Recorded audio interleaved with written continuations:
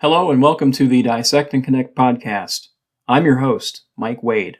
This is the podcast where we explore population health issues impacting your community.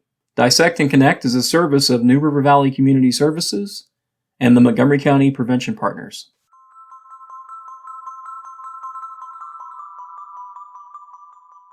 Aimee Strong is a board-certified Adult-Geriatric acute care nurse practitioner at UVA Health, where she works in the lung cancer screening program. Aimee began her nursing career with an associate's degree in nursing in 1995. She completed her bachelor's in nursing at Virginia Commonwealth University and received her master's degree in nursing from the University of Virginia.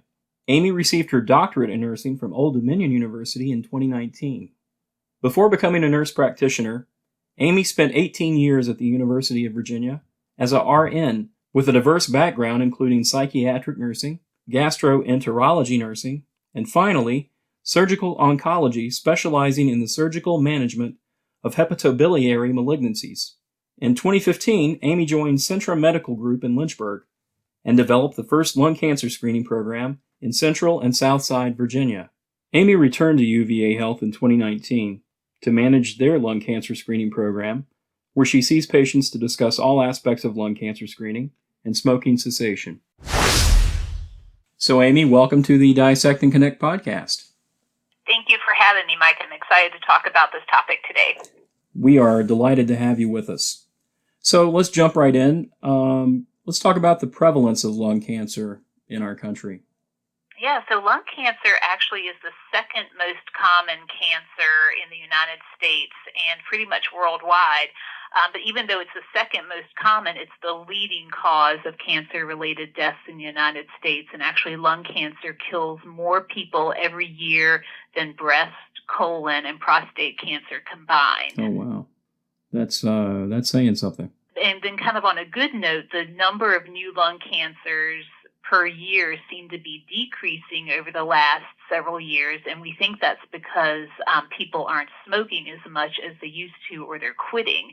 So luckily, we've been able to see a downtrend in the incidence of lung cancer just in the last few years. That is good news.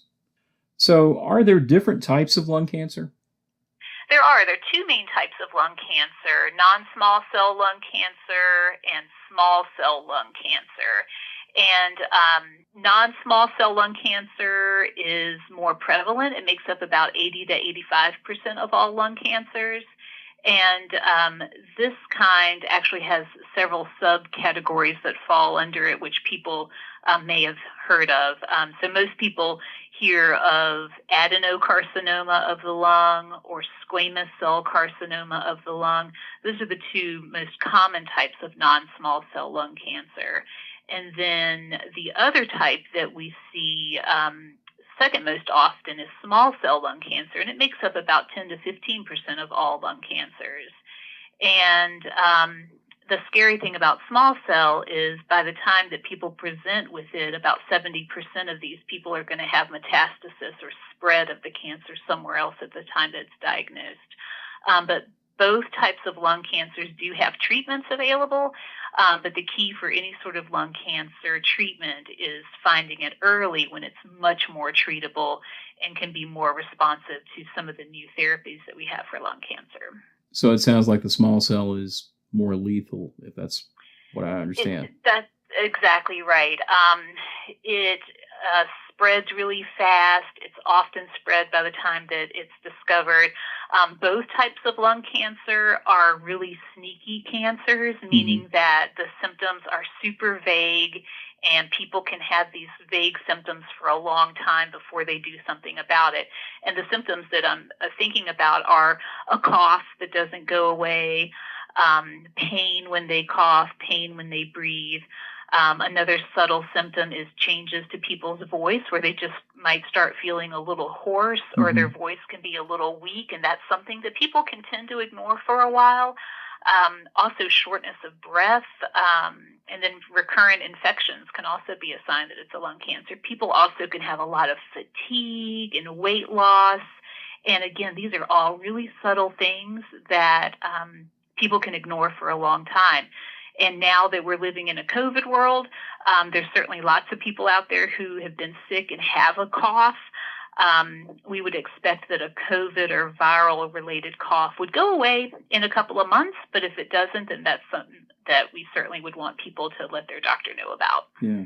And I want to come back to COVID and talk about how it's impacted what you do with your work. But what about demographics? The group of people most affected by lung cancer. Is there a predominant group of our society that tends to be more susceptible to lung cancer? There sure is. So we know that lung cancer affects African Americans more than Caucasians. And African Americans develop lung cancer at an earlier age and with less of a smoking history. So that's a really important fact to be aware of, because our current lung cancer screening guidelines really don't capture the African American population at all because of this younger age and less smoking history. Women are also affected by lung cancer a little bit more than we once realized, and we think that some of that is related to the fact that women tend to have started smoking later in their lives. If you think back historically, when everyone on TV was smoking, when the doctor in the doctor's office was smoking during his visits, and nurses were smoking at the nurses' station in hospitals, men started smoking earlier. And women, it wasn't until the late 60s or early 70s that the tobacco companies and advertising companies really ramped up their marketing towards women, and we saw women pick up smoking much more rapidly in the late 60s, early 70s. So men have tended to develop their lung cancer earlier, but then have quit smoking. And women, now the rates of lung cancer in women are actually going a little bit higher than men because of the fact that women started smoking later in their lives, and now they're starting to develop those lung cancers. But overall, we know that there's increased incidence in African Americans, and historically we're not doing a great job at reaching that population to screen them because the guidelines have been restricted. You mentioned, I think earlier, that even in the African American population, a higher rate of non-smokers are diagnosed with lung cancer. And that kind of leads me into what I want to talk about next around common misconceptions related to lung cancer. Can you talk about that a little bit? Sure. So we often think about lung cancer as being a smoker's disease. The first thing that people with lung cancer get asked is, "Oh, I didn't know you smoked," or "Oh, how much did you smoke over the years?" And in fact, about 15 to 20% of lung cancers occur in people who were never smokers. And I like to tell people that the only risk factor for getting lung cancer is having lungs, which all of us do. So there is a misconception that smoking is the only thing that causes lung cancer. And there's a lot of stigma that goes with that for lung cancer patients because they feel judged by having been a smoker or still smoking, even though they've got this diagnosis. But there is a prevalence of patients who were non-smokers who do develop lung cancer. So we know that it's more than smoking. Certainly lots of us grew up in households with parents that smoked, so there's lots of secondhand smoke exposure. But actually the second leading cause of lung cancer in the United States after smoking is radon exposure. And most people have never heard of that or knew that that was a thing. But actually that's the second leading cause of lung cancer in the United States and worldwide. Wow. Yeah, and an interesting thing about radon, so I don't know how much you want to know about radon exposure, but first of all, most people don't know what radon is. So it's a naturally occurring, odorless, tasteless, non-visible gas that we have in our soil and bedrock all around the country. And actually, the New River Valley is in a little path of geological structures in the bedrock where you guys have a higher incidence of radon in your soil than we do in Central Virginia or Northern or Eastern Shore of Virginia. So radon's in the ground. It seeps in through cracks in our basements. It can be in our well water. And you don't know that it exists, but it does over time with lots of exposure can cause cancer. Thank you for sharing that. I knew of radon, but I didn't know that it played such a factor in the rates of lung cancer. That's actually kind of scary. It is scary. And one good thing to know, at least in the state of Virginia, is the Virginia Department of Health gives away free radon test kits if you email them and fill out a little form. You can also get radon test kits at Lowe's and Home Depot and at other hardware stores. Some of the local health departments often will have free radon testing kits, and you just send them off to a lab, and then you'll get a value back to see what the radon is in your house. It's free, it's easy, and the Virginia Department of Health usually has tests available if people want them. That's good to know. Let's talk about contributing factors. We've touched upon smoking and radon. Are there other issues, risk factors, things that people do that make them more prone to be diagnosed with lung cancer? Yeah, so some of the other things that contribute to the development of lung cancer would be things like asbestos exposure. So if you are a mechanic and you've worked around brake dust your whole life, you can have some potential asbestos exposure there. People that work on construction sites and are exposed to kind of that dirty, dusty air can potentially have some exposures that may lead to lung cancer. Certainly, I always ask my patients if they've ever had any military background, especially being in the Navy. There was lots of asbestos in shipyards and in some of the naval boats and submarines. So those are some other kind of exposures that people can have. We always ask people about close family members that may have had lung cancer. So, and by close family member, we mean basically your parents or a brother or sister that may have had lung cancer, which we call first-degree relatives. Right. And if those relatives have had lung cancer, that can increase your risk of lung cancer a little bit. Other exposures that we worry about are things like diesel exhaust, so truck drivers, that are doing all of this kind of over-the-road hauling tend to smoke a lot and also have a lot of diesel exhaust exposure. People who work in factories and that are around chemicals like benzenes or toluenes, those are other known risk factors for lung cancer. So it's not just smoking, it's really a combination of a lot of different things. Mesothelioma. You see and hear a lot about that on TV with lawsuits and that kind of thing. How does that connect to lung cancer, or does it? Yeah, so mesothelioma is a type of cancer that's been linked to asbestos exposure. And asbestos exposure that leads to the development of cancer can take like 20 or 30 or 40 years to develop. So these are people who were exposed to asbestos many, many years ago before we really understood the risk factors associated with it. And now they're in their 60s and 70s and 80s and they're developing mesothelioma.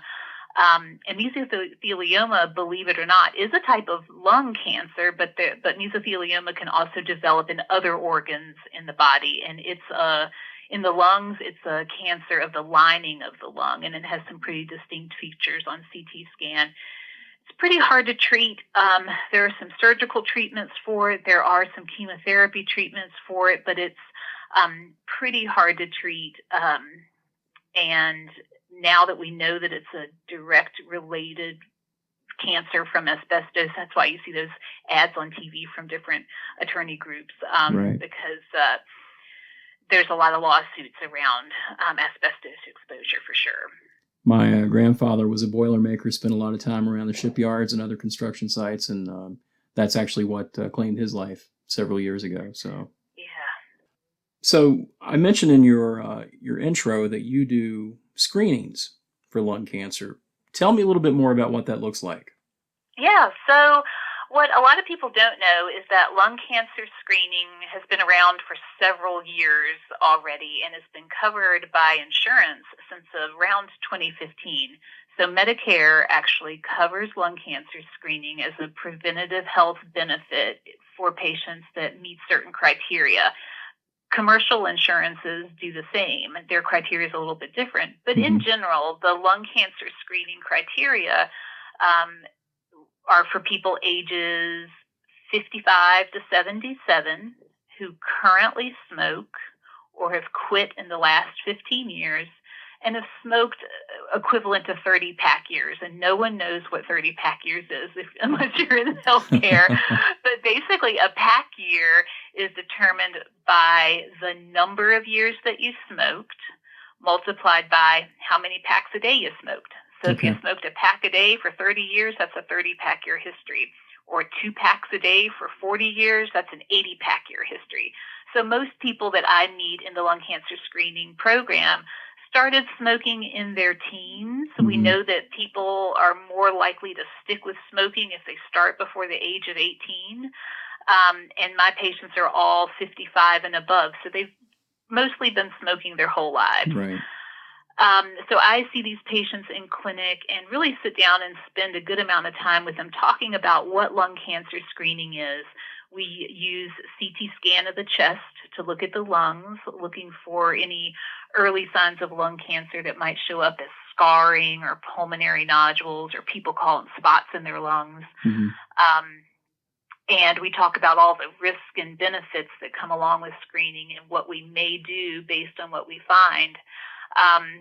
As part of that conversation, I also deal with some smoking cessation counseling and help people either get ready to quit or quit smoking. And we have a really great tobacco treatment program here at the Emily Curritt Cancer Center that we can refer to also to help with things like Chantix and Wellbutrin or Zyban, all the nicotine replacement therapy. So I spend a lot of time talking with patients about lung cancer screening. Then they get a CT scan of their chest. The CT is super quick and easy. There's no IV required. It takes about 10 seconds once they're laying on the table, and it looks at their whole chest, and we're looking for any early signs of lung cancer because we know if we find it in the earliest stages, it can be potentially curable up to 80% of the time. That's fantastic. When you meet with these longtime smokers, lifetime smokers, do you pick up on any kind of common denominators among them?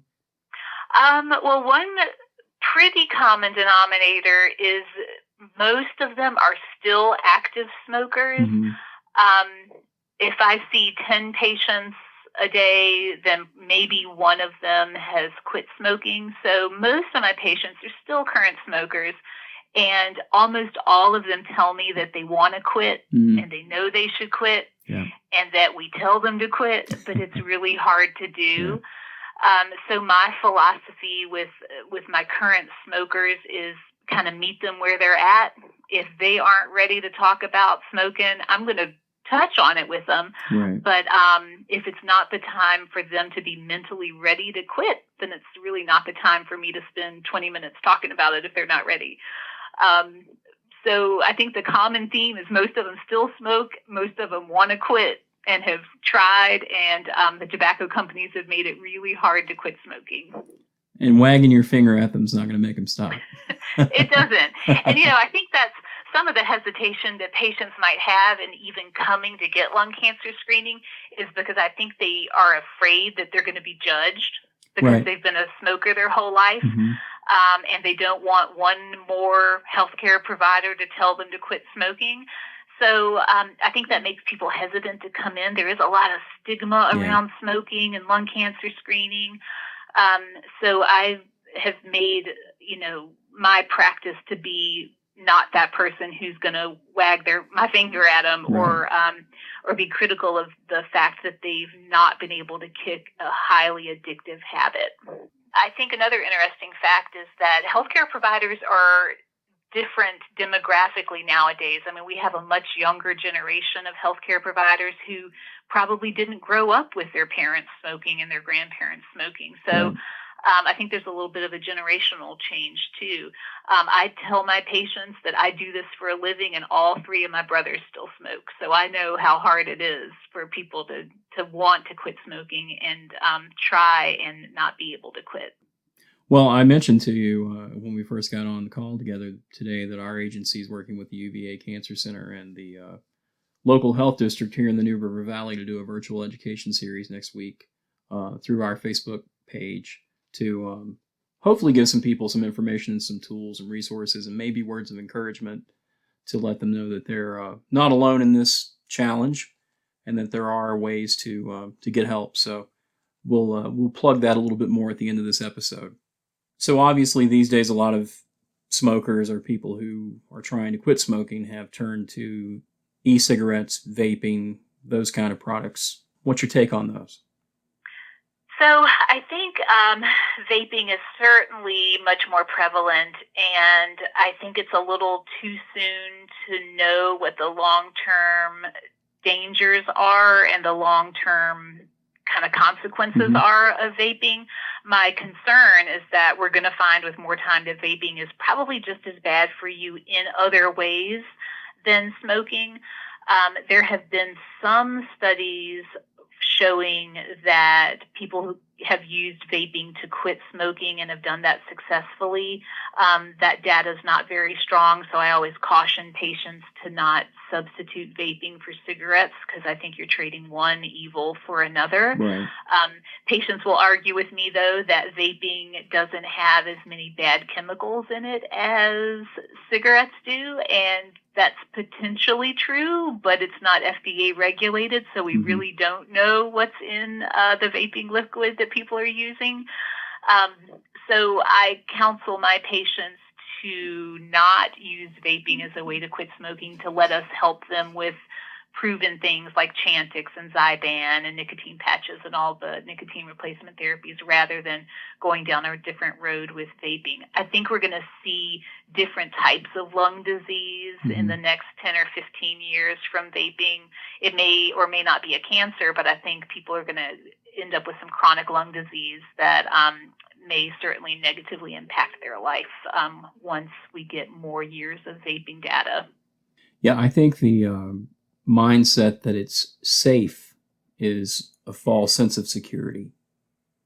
I agree. I think, again, we're dealing with companies who are really clever in their marketing, and I think they're taking advantage of people through marketing campaigns, whether that's towards teenagers, young adults, or using it as a substitution for cigarettes to quit smoking. I think it's just really clever marketing, and the tobacco companies are usually the companies behind the vaping companies. Yep. So I just want our friends and family to be aware that it's not as great as it may be advertised. And then there's the whole thing about the concentration of the liquids that come with those products and how that compares to a pack of cigarettes, right? Exactly. And, there's tons of research available now that show that even the same vaping liquid from the same vape company has widely different amounts of nicotine and chemical in it, despite what it says on the package. So the people that are thinking that they're vaping and using a liquid with no nicotine in it, when it's actually tested, it's been found to have nicotine in it equivalent to smoking cigarettes. So again, it's not FDA regulated, and we don't have a way of having any consistent product. So even though people think they know what they're putting in their vape device, I think they really don't have any idea, and the vaping companies probably aren't that interested in having what's in the liquid. I tend to agree with you on that. And we'll cover vaping, e-cigarettes, and products like that. We're going to devote one night of our virtual education series to that topic in particular, so make sure that you tune in for that. I said we'd come back to COVID, so I want to talk about how the pandemic has impacted your work and what you're doing with screenings. Yeah, just like every other aspect of our life, COVID has had a huge impact on lung cancer screening in a negative way. Our lung cancer screening program and just about every lung cancer screening program nationally kind of shut down in March when this pandemic first really started. And it took us at UVA, about 6 weeks to be able to get a handle on how to reopen programs like lung cancer screening. So we stopped altogether. Any patient that was scheduled to see me or to get their yearly scan was canceled. And we've worked really hard to catch back up with those patients now that we've been up and running again. But we know that nationally, I think the data is something like 50,000 cancers are going undiagnosed because cancer screening stopped during the pandemic. Patients are still very hesitant to come back into the health system for care. When I talk to my patients that I'm trying to reschedule, I tell them it's probably much safer to come into UVA for your appointment to see me than it is to go to Walmart or the grocery store. So we've taken every precaution we could think of to make our healthcare system safe for patients to come back into, and to come back into their primary care doctors for their routine care. So cancer screening as a whole was dramatically impacted by COVID, but I think we're in a much better place now and are trying to catch up with all those patients that have missed out on their screening opportunities. So why did you choose nursing as a career, Aimee? I'm curious. I don't have a great story for that. I didn't have a moment in my life where I thought this was what I wanted to do. My mom is a licensed practical nurse and has been that her whole life. So nursing was always around me, kind of through her. And I ended up going to an associate's degree program at a community college here in Charlottesville, and ended up just really liking it, and have gone on and received my doctorate of nursing in 2019. I was kind of like that lifelong student. But I think that the thing for nursing for me is there's just so much you can do with it. I've done such a wide variety of patient care in the 25 years that I've been a nurse, that I think it's just a constant love of learning new things. And I've been a nurse practitioner since 2013 and have worked mostly in the oncology world since then.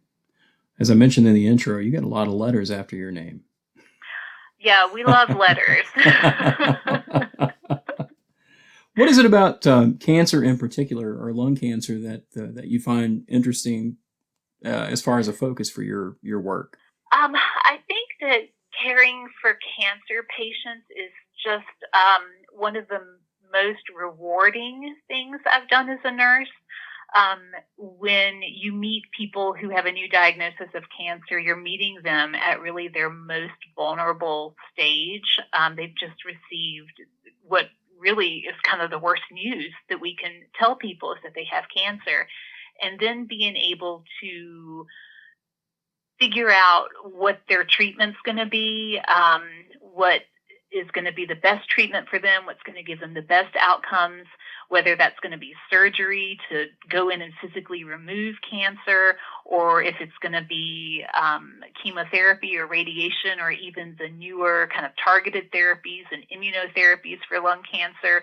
And then being able to walk that journey with the patients as they go through treatment and beat cancer or not. It's just been incredibly rewarding, and patients are very thankful and very grateful for what I can do for them as a nurse practitioner and as a nurse. And I think it's been a really rewarding group of patients to work with. Well, that's great. I admire you for the work that you're doing. I know that can't be easy. There's got to be some days when it's probably very hard. Sure, it is. In lung cancer screening, we have patients come in and get CT scans, and I call people usually the same day with their results if there's a finding that we need to sort out. So, I'm the one that often can call patients and tell them that we've got a finding on the CT that's worrisome and we got to work it up. But I also get to be the one to call them and say their CT looks great and they don't need me for another year. Suggested resources for our listeners, any websites or maybe books that you would point them to? So I think the American Cancer Society always has great, reliable information. They have a lot of great data on lung cancer. The American Lung Association also is a great resource. And then for people that are interested in lung cancer screening or are newly diagnosed with lung cancer, a really great patient advocacy group is called the Go2 Foundation, and that's just G02foundation.org. They have a lot of really great resources on current cancer treatments, lung cancer screening, patient support groups, and they're just a really great source for information. Okay, thank you. I'll include links to those in our show notes for today. Last thing that I'm going to throw at you, Aimee, I'm going to ask you for some parting words of wisdom for our listeners. Well, I think some encouraging news for people to be aware of regarding lung cancer screening is that the guidelines that I mentioned earlier are actually under national review right now to broaden out the categories. So remember, it was ages 55 to 77. Well, the recommendation is probably going to come out to drop that age down to 50 and to drop down the smoking history from 30-pack years to 20-pack years, which means we'll be able to capture the African-American population and women who, as we said, develop lung cancer earlier with less of a smoking history. So that's really good news for people who feel like they meet the criteria and they're worried that they may have lung cancer, but they're worried their insurance is not going to pay for it. Now, instead of having to wait to age 55 for insurance coverage, they'll be eligible at age 50. So that's some really good news in the world of lung cancer screening. And then the thing to remember is that lung cancer screening is a covered benefit through health insurance, including Medicare and Virginia Medicaid. Under the current Affordable Care Act, it's mandated to be covered by any health insurance that's available in the marketplace. And lung cancer screening is not a one-time thing. It's a CT scan of the chest every year for as long as you're eligible. I didn't even know that was an option, so that's really great to hear. Yeah, and the key for improving survival in lung cancer is to find it early when it's most treatable. Well, Aimee, thank you so much. You've been very generous with your time. I really appreciate the information that you've shared, and I know it'll be a tremendous benefit to our listeners. So thank you again for your time today. You're definitely welcome. I'm happy to do it. As I mentioned in the interview with Aimee, our agency, in cooperation with the UVA Cancer Center, the New River Health District, and the 5 local community coalitions throughout the New River Valley, will be hosting a free series of virtual presentations designed to help people quit smoking. The series will be broadcast nightly via Facebook Live on the NRVCS Facebook page, and that's being conducted in support of and leading up to the American Cancer Society's Great American Smokeout event, which takes place on Thursday, November 19th. Our virtual program begins on Monday, November 16th, and the nightly programs will begin at 7 p.m. each evening. Those presentations will allow time for questions from viewers and the audience members who are joining us online, and we expect those to last approximately 30 minutes each. Questions can be submitted in advance to info@nrvcs.org, or you can submit questions and comments during the live events. I hope that you'll join us, and if you or someone you know is a smoker, I hope that you'll be able to find some information within these presentations that can help you kick the habit. So stay tuned, and we will see you next week. Dissect and Connect is sponsored by Teen Connections, a leadership program through Planned Parenthood South Atlantic that empowers youth with the facts about sexual health and the skills to build stronger, healthier relationships. It's free, totally virtual, and you can earn $100 when you graduate as a Teen Connections peer educator in your community. Join a Teen Connections program from home today. For more information, be sure to check out the show notes from today's episode.